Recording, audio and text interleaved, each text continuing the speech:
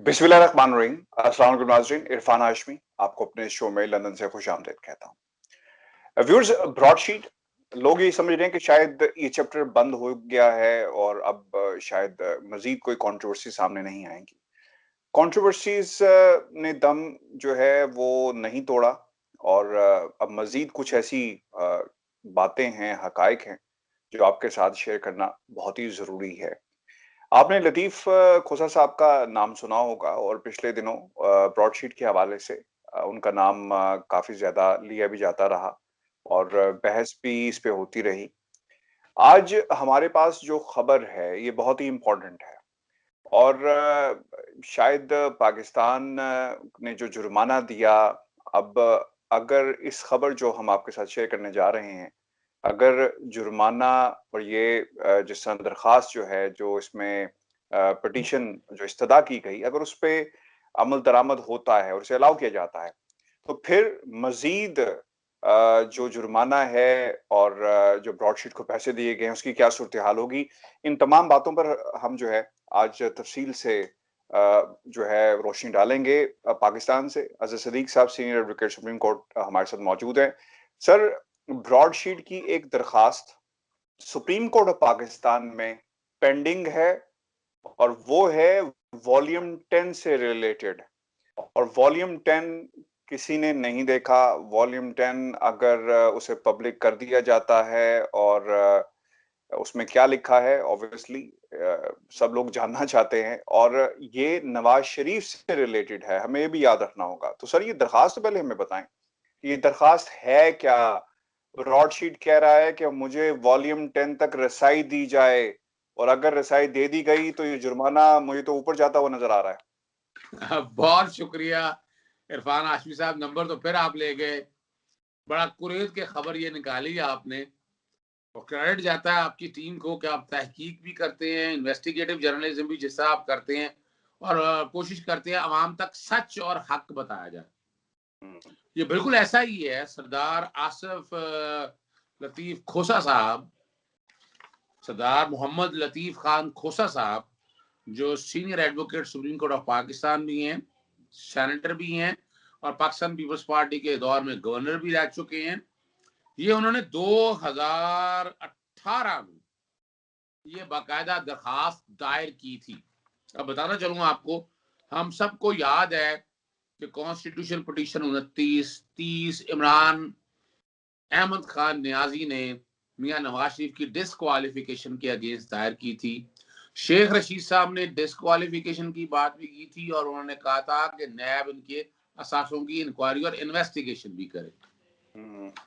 और ये पहला फैसला 20 अप्रैल 2017 को आया था, जो रिपोर्टेड है पीएलडी 2017 सुप्रीम कोर्ट 265 में, जिसमें बाकायदा डिस्क्वालीफाई कर दिया गया था और नहीं, दो जजेस ने डिस्क्वालीफाई कर दिया था। चीफ जस्टिस मौजूदा है चीफ जस्टिस गुलजार साहब और जस्टिस आसिफ सईद खोसा साहब ने।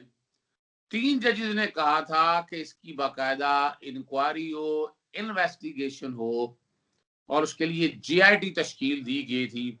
जो जीआईटी ने अपनी रिपोर्ट दाखिल की थी वो 10 जुलाई 2017 को CMA 4978 ऑफ 2017। हम हकायक इसलिए बता रहे हैं कि आवाम को पता होना चाहिए ये हकायक पर आपने काम किया है। और वो जीआईटी ने आपके सामने आ गया था, जहां ये जिक्र किया जाता है क्या कामा में निकाल दिया। भाई, व्हाट इज मिस डिक्लेरेशन? आपने छुपाया था, आप अपने असासे छुपा रहे थे। तो सादक और अमीन के हवाले से आपको सच बताना है, इसलिए वो डिस्क्वालिफिकेशन हुई थी 62(1)(f) के वजह से। दूसरा मामला था कि जीआईडी ने बकायदा इन्वेस्टिगेशन करने के बाद 10 वॉल्यूम पे आप भी परेशान हो गए। वॉल्यूम 10 तो आपको पता है। मुझे याद है वो सीन, मैं न्यूज रूम में बैठा था तो वो बकायदा ट्रॉलीज के ऊपर वो बार बड़ी बड़ी किताबें लेकर आ रहे थे। तो मैंने पूछा अदील से, Adeel Waraich was covering from there, मैंने कहा अदील ये क्या? उन्होंने कहा भाईजान बस यही सबूत आ रहे हैं, यही है वॉल्यूम। तो ऐसा ही है, 9 वॉल्यूम तो पब्लिक हो गए थे। वॉल्यूम 10 पब्लिक नहीं हुआ। और ये मैं आपके सामने नाज़रीन को दिखाने लगा हूं, अगर आप ये देखें, ये बाकायदा यहाँ ये ब्रॉडशीट का नाम लिखा हुआ है, ये बाकायदा यहाँ दरखास्त दी है ये उसी बकायदा केस हम के अंदर। इसको साथ चलाएंगे भी अपनी वीडियो बस में, आप और विंडो में देख ये सकेंगे। ये साथ जो है ना, अगर आप देखें तो messrs broadsheet LLC through its partner mister Stott H Newburger, office वो पेंसिल्वेनिया स्टेट का एवेन्यू का दिया हुआ, वाशिंगटन DC का एड्रेस दिया हुआ बाकायदा। और वो जिक्र किया है एसेट रिकवरी एग्रीमेंट का जिक्र किया है जो 20 जून 2000 को हुआ था गवर्नमेंट ऑफ पाकिस्तान और नैब के दौरान, और डिटेक्ट करना था, रिकवरियां करनी थी, उनका उन्होंने जिक्र किया है। और जिक्र करके उन्होंने कहा है कि 10 वॉल्यूम जो आपने पब्लिक नहीं किया, वो हमें 10वें वॉल्यूम की कॉपी दी जाए। और वो इसलिए दी जाए, वो जरा प्रेयर पढ़ दूं, ज्यादा आसान होगा। 20 सफों की यह दरखास्त है। It is therefore respectfully prayed that a certified copy of the document contained in volume 10 of the report of joint investigation team hitherto sealed, जो sealed थी, may be supplied to the applicant, और साथ साथ कह रहे हैं as well as to attorney general को भी दी जाए and NAB को भी दी जाए for adducing the same as evidence, ताकि इसको शहादत के तौर पर इस्तेमाल कर सकें international arbitration proceeding pending before Sir Anthony Evans QC in London between the applicant and the Republic and National Accountability Bureau of Pakistan, or and which hearing on quantum of damages will commence on July 16, बिल्कुल सही है। 2018। ये आपने पढ़ लिया, हुआ क्या फिर ये भी बताएं, हुआ क्या, ताकि ब्रीफली क्योंकि हम ये फैसला हो चुका था, इस पर एतराज लगाया रजिस्ट्रार ऑफिस ने, उसके अगेंस्ट कि आपकी दरखास्त ये काबिल समात नहीं है, नॉट मेंटेनेबल है। और 1 मार्च 2018 को इस पे एतराज लगा और बाकायदा उन्होंने कहा कि जो एक तो बताया कि पावर ऑफ अटॉर्नी वेरीफाई नहीं है फॉरेन ऑफिस के साथ, और आप 10 वॉल्यूम की कॉपी जो मांग रहे हैं वो आप फरीक नहीं थे उस दरखास्त के अंदर, तो इसलिए कॉपी नहीं दी जा सकती आपको। आप और तरीकाकार कॉपी के लिए अप्लाई करें। इसको चैलेंज किया। ये अगर आप देखेंगे सिविल मिसलेनियस 42 आपके साथ पीछे चल रही है, साथ ही ये बाकायदा दरखास्त दायर की। और ये फिर दरखास्त आई जब रजिस्ट्रार ऑफिस एतराज लगा दे कि दरखास्त काबिल समात नहीं है, तो उसकी अपील फाइल की थी। ये अपील फाइल की रजिस्ट्रार ऑफिस में, तो अपील एडमिनिस्ट्रेटिव साइट के सामने जजिस चैम्बर में सुनी जाती है। और जनाब जस्टिस शेख अजमत सईद साहब, आप हैरान हो रहे होंगे कि जस्टिस शेख अजमत सईद साहब अब जो कमीशन ऑफ इंक्वायरी एक्ट 2017 के तहत बाकायदा हेड करने जा रहे हैं। और मैंने आपको कहा था कि शायद कोशिशें की जा रही हैं किसी तरह से इस मामले से पीछे हटे, लेकिन वो असूलों के आदमी हैं, असूलों पे काम करने वाले हैं। मैं उनको उस वक्त से जानता हूं जो LDA के वकील थे और स्टैंडिंग काउंसिल थे, नैब के प्रोसिक्यूटर स्पेशल देखा करते थे, तो मैं तो उनको उस वक्त से जानता हूं। जज बने, फिर हाईकोर्ट के, लाहौर हाईकोर्ट के चीफ जस्टिस बने। तो इनके पास पहली दफा समात के लिए दरखास्त आती है 17 मई 2018 को। और सरदार मोहम्मद लतीफ खान खोसा साहब एडजर्नमेंट लेते हैं कि कुछ दस्तावेजात दाखिल करनी है, दोबारा समात मुलतवी की जाती है। दोबारा दरखास्त 16 जुलाई 2018 को लगती है और कोर्ट जज इन चैम्बर फैसला करते हैं कि यह मामला अदालत के सामने लगाया जाए, कोर्ट के सामने लगाया जाए, जज इन चैम्बर ना लगाया जाए के लिए। और ये कहा गया कि 30 जुलाई 2018 पे अगर मुमकिन हो सके, जो कि चीफ जस्टिस साहब ने फैसला करना होता है बेंच के हवाले से, और इसकी समाअत फिर 3 अक्टूबर 2018 को होती है।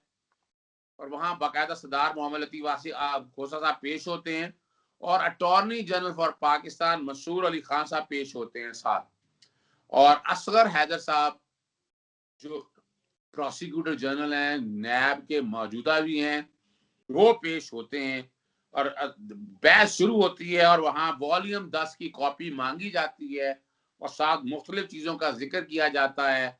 कंपनीज एक्ट 1931 का भी जिक्र किया जाता है कि इसके ये चीजें अदालत की मुआवनत के लिए पेश करें। समाअत हो जाती है मुलतवी 11 अक्टूबर 2018 को, और 11 अक्टूबर 2018 को आसिफ सईद सॉरी मोहम्मद लतीफ सरदार मोहम्मद लतीफ खान खोसा साहब अवेलेबल नहीं होते तो समाअत मुलतवी होकर जज लग जाती है कि इसको जो रजिस्ट्रार ऑफिस है वो फिक्स करेगा। फिर मैंने तहकीक की, आपने जो दस्तावेज मुझे फराहम किए, मैंने तहकीक की तो पता चला कि उसके बाद दोबारा ये केस लगा नहीं है। तो आप यहीं से अंदाजा लगा सकते हैं। पेंडिंग है अभी तक सर, ये पेंडिंग है। अभी तक पेंडिंग है। यानी सुनने वालों के लिए ये केस जिसमें कहा गया था ब्रॉडशीट की तरफ से कि वॉल्यूम 10 की कॉपी प्रोवाइड की जाए, क्योंकि आर्बिट्रेशन का मामला लंदन में चल रहा है, ताकि उससे अंदाजा लगाया जा सके कि कितनी जीआईटी ने क्या कहा और कितनी इंक्वायरी हुई जायदादों के हवाले से, ताकि उसे अवार्ड का हिस्सा बनाया जाए, रिकॉर्ड पे लाया जाए। याद रखिएगा व्यूअर्स, सदीक साहब आपके लिए भी, अगर वॉल्यूम 10 खुला, क्योंकि दरखास्त अभी पेंडिंग है, तो ये जुर्माना फिर मजीद ऊपर जा सकता है। ऐसा ही है इरफान हाशमी साहब, अगर आपको याद होगा ये भी क्रेडिट आपको जाता है। जो पार्ट अवार्ड आपने फाइनल अवार्ड मुझसे शेयर किया था, गालिबन 82 पेजेस का था, और उसको जब हमने सम अप किया था शॉन बैंक का, तो नवाज शरीफ खानदान का जहां पर एवन फील्ड की जायदादों का जिक्र था, वहां कोई दूसरी जायदादों का जिक्र था जिसकी तफसीलात अभी तक सामने नहीं आ सकी। गालिबन $19 मिलियन की बात थी। तो अगर ये देखा जाए वॉल्यूम 10 के अंदर, मैं कई दफा, मैं पहले दिन से बात कर रहा हूं कि मेरे तक जो इतलात है कि इनकी बीवीआई में, ब्रिटिश वर्जन आइलैंड में, या ऑफशोर कंपनी इनकी कुछ 26 से जायद है। अभी तक जो तहकीक के साथ अरशद शरीफ साहब ने या बाकी लोगों ने वो जो रिकॉर्ड पे लेकर आए हैं, वो कुछ 16 के करीब कंपनियां हैं। 10 के करीब कंपनियां आज भी जो है ऑफशोर वो छुपी हुई हैं। हो सकता है इनकी तादाद 40 के करीब हो। तो ये जो वॉल्यूम जो है ना, ये वॉल्यूम यकीनन बढ़ना है, यानी यकीनन बढ़ना है। और एक आम इतला के मुताबिक कि एक कम व बेश नहीं 500 अरब से जायद जायदादों का शरीफ खानदान मालिक है। और उसमें आपका जिक्र, आप क्रेडिट जाता है आप ही को कि मोटरवे का $160 मिलियन के हवाले से बात भी आ गई। फिर किकबैक्स।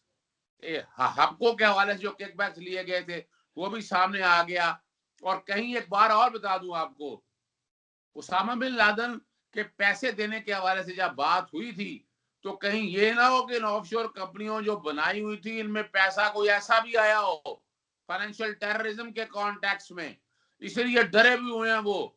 ये किसी और वक्त तहकीक करके ये बात की जा सकेगी कि इन ऑफशोर कंपनियों के अंदर पैसा जो है कहीं ना कहीं जहां किकबैक आया होगा, कोई पता नहीं है। कि ये जो जैसे उसामा बिन लादेन जिक्र करते थे, लतीफ जो रहमत शाह अफरीदी ने ब्रेक की थी खबर, और वो यही कहा था कि उनकी मौजूद के सामने जो है ना पैसा नवाज शरीफ साहब को मिला था तालिबान की तरफ से। तो ये तो बड़े ही दिल खराश मैं कह सकता हूँ, बड़े ही संगीन नौयत के मामलात हैं जो दरवाजा आपने खोला है। तो जो बातें सच कही हैं रुसवाई का बायस बनने जा रही हैं बहुत ज्यादा, ये आने वाले दिनों में पता चलेगा। मेरा ख्याल है कि हमने बड़ी तफसील से बता दिया कि अगर वॉल्यूम 10 खुलता है व्यूअर्स, तो इसका नुकसान जहां पर, अब मुझे नहीं पता कि इसे हमें ऐसा कहना चाहिए नुकसान होगा, क्योंकि उस वक्त ब्रॉडशीट अदालत में गई और अभी भी ये दरखास्त पेंडिंग पड़ी हुई है। और अगर ये वॉल्यूम 10 खुलता है, हवाले किया जाता है, तो ऑब्वियसली हमें इसकी लीगल सिचुएशन देखना पड़ेगी, क्योंकि अवार्ड जो है वो दे दिया गया है, उस पे अमल दरामद भी हो गया है। तो उसके बाद अगर ये वॉल्यूम 10 हवाले किया और ब्रॉडशीट दोबारा इस दरखास्त के ऊपर जो है वो अदालत से रुजू करती है, तो फिर क्या सिचुएशन पैदा होगी, ये कानूनी नुक्ता है जिस पर यकीनन हम कावी मुसावी से भी बात करेंगे और उनका मौके भी जानने की हम कोशिश करेंगे। ब्रॉडशीट का मामला अभी थमा नहीं है, इसके मजीद पहलू भी जो हैं वो सामने आ रहे हैं, और मजीद खबरें भी जो इससे जुड़ी हैं वो भी सामने आ रही हैं। व्यूअर्स, ये हमारा आज का शो था। कुछ हकाइक थे जो आपके सामने रखना बहुत ही ज़रूरी था इससे जुड़े हुए। चैनल को सब्सक्राइब करना मत भूलिएगा, अपने सवालात हमें भेजें, और इससे अगर मज़ीद कुछ सवालात हैं आपके ये जो हमारी नई खबर है इससे मुतल्लिक, तो उस पर भी हम बात करेंगे। अपना ख्याल रखिएगा, मुझे और अज़र सदीक साहब को पाकिस्तान से इजाज़त दीजिए। अल्लाह ने के बाद।